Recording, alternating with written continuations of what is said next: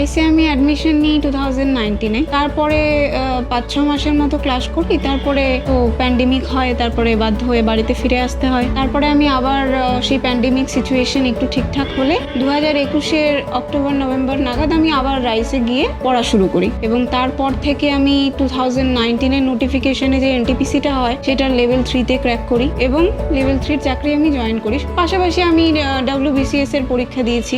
Main লক্ষ্য আমার WBCS-ই ছিল। WBCS 2021 দিয়েছি, 2022 দিয়েছি, ইভেন 23-ও দিয়েছি। 2021-এর WBCS-এ আমি as a revenue officer select হই।